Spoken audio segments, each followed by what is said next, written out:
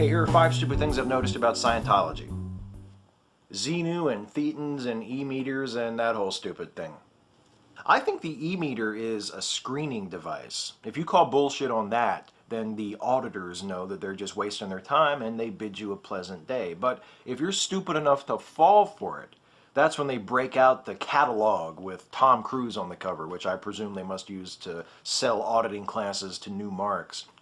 As for Xenu and thetans and the rest of that bullshit, what I find really funny about that is whenever you ask a Scientologist about it, they always say something like, "Oh, well, of course it sounds ridiculous to you because you haven't been properly prepared. That's why the church only shares that knowledge with those who have attained OT level 3. Right. That seems perfectly reasonable and doesn't sound like brainwashing at all. It ruins perfectly good celebrities. Aren't actors and musicians weird enough already? Why push it? You know, I remember Tom Cruise from back in the day, before Scientology drove him insane, when the strangest thing about him was his peculiar grin and hand clap based acting style.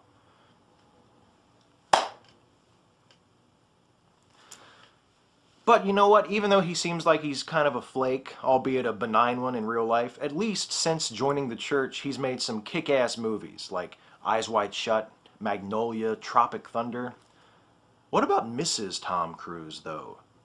Before she hooked up with Tom Cruise, Katie Holmes starred in Dawson's Creek, and she appeared in some really great movies like Wonder Boys and The Ice Storm and Thank You for Smoking. And what's she done lately? Mad Money?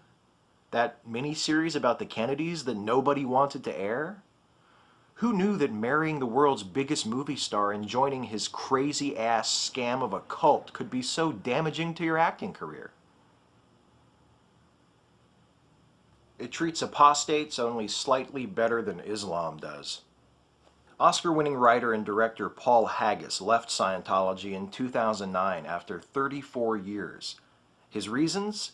The church's support of anti-gay legislation, reports of church members being abused by senior church officials, and the policy of disconnection, which encourages Scientologists to cut ties with family members and friends who have been critical of Scientology. Treated worst of all are Scientologists who choose to leave the organization, many of whom report being repeatedly harassed by current church members and having their personal information disseminated without their knowledge or permission. So, it costs hundreds of thousands of dollars to join and receive the teachings of their church, and if I ever change my mind and decide to leave, they ruin my life. Where do I sign up? It doesn't handle criticism particularly well either. Disconnection and harassment of former members are only 2 ways Scientology has of dealing with people who don't like it. Another favorite technique? Suing everything in sight.